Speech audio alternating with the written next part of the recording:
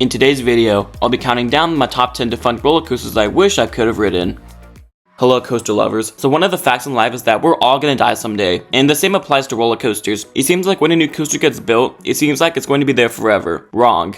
There are some incredible rides that we had to let go, and I'm going to be celebrating them in today's video. And before we start, this is all my opinion. You can boo me all you want if you disagree with my opinion. It's not gonna do anything. But anyway, we got 10 coasters to go through. Let's start off with a ride that I was pretty sad to see go because it looks so cool, and I'm talking about Wicked Twister. This coaster opened back in 2002 and it closed in 2021, and it did feel weird when I was on the causeway. Wicked Twister wasn't there.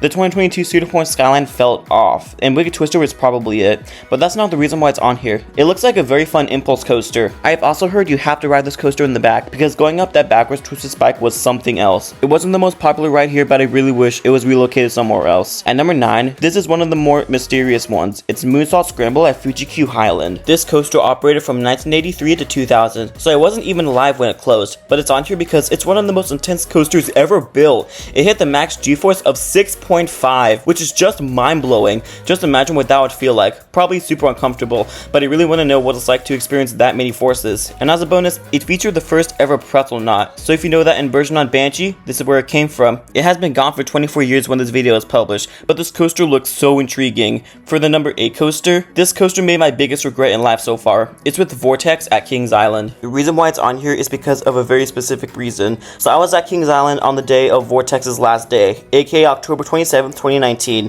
and I was about to get on, and it was at night, but as the bad thoughts kick in, I chickened out at the last second and never got to ride it. So if I just faced my fears and got on, this wouldn't be on here, and I felt like the biggest wimp ever, but it's been 5 years since that happened. When I look back on that moment, I just say, well look, what's done is done. That was years ago. But past that, this looks like a fun aero looper. The corkscrews and Batwing probably had great hang time.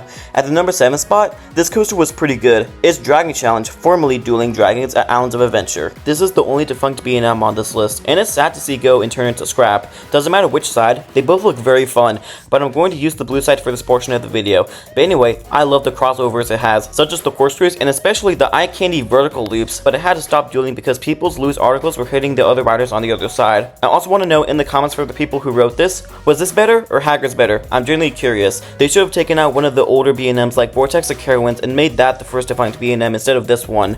At number 6, I've seen a lot of random praise about this coaster. It's Firehawk at Kings Island. This was one of 3 Volcano Flying Dutchmen. The other 2 are still in operation with Nighthawk at Carowinds and Batwing at Six Flags America, but I've heard this was better than both Nighthawk and Batwing because the colors are more eye-popping and it's smoother. There are some coasters that are on here because of a sentimental attachment, and Firehawk is one of them. I only got to see it, and I wasn't even tall enough. It just looked so cool in my 6-year-old eyes, and even though Orion is a better ride, it does sting we had to lose a rare model. Now we are halfway done. Taking the 5th spot is a very popular choice when it comes to lists like this. It's Hypersonic XLC at King's Dominion. This was SNS's first roller coaster, and it wasn't that successful, but the reason why it's on here is because it's the original air compressed launch coaster, and I really want to know what it's like to experience the original air compressed launch. It's so fascinating to learn how it works, for me at least. The top hat there looks like it gives some great airtime as well, and even though the rest of the layout is kinda useless, it's definitely a coaster I wish I could have rode. I'm all about the original rides, and speaking of launch coasters at King's Dominion, Volcano Blast coaster is taking the 4th spot. And speaking of original rides, this is Intamin's first invert, and just like Hypersonic, it did not execute that well.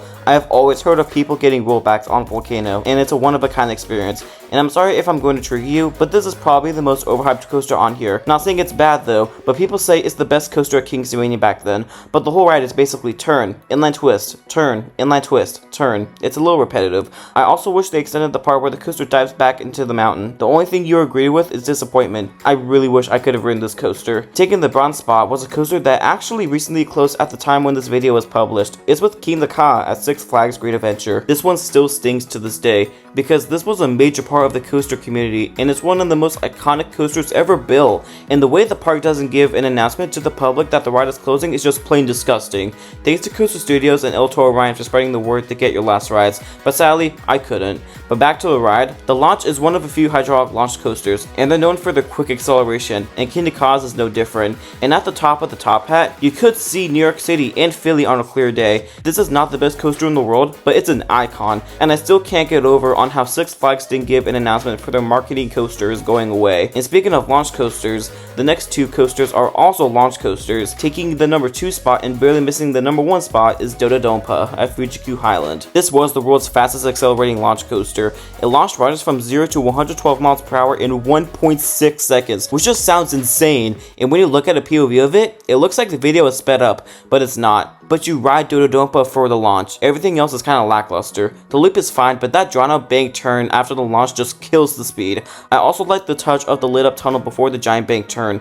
The reason why it's closed is because it was breaking people's bones in their upper body, and I get why they closed the coaster, but it still sucks that they had to permanently remove it. But this coaster doesn't hurt as bad as the number 1 spot, but this placement isn't really fair. This ride still exists, but it's not in this way anymore, and I'm referring to Top Girl Dragster. This was probably the most saddest closure I've ever seen yet, and yes, even more than King Naka's closure, but I'm so glad that they didn't take this out unlike King Naka. They revamped this into Top Girl 2, and that's the reason why I don't think this placement is fair. You can ride the coaster, but you can't ride it as Dragster, so no hydraulic launch and no T-bar restraint. But back to Dragster, the launch was the main problem on why this coaster was never open back then. There are a lot of moving parts on that launch, so it leads to a crap ton of downtime, so I see why they took it out. But just like all the other coasters on here, it's sad to see go. This definitely tops the list of the top 10 defunct coasters I really wish I could have rode. So I want to hear from you guys. What are your top defunct coasters you wish you could have ridden? And if you enjoyed this video, make sure to give it a thumbs up. And if you like my content, consider subscribing to the channel.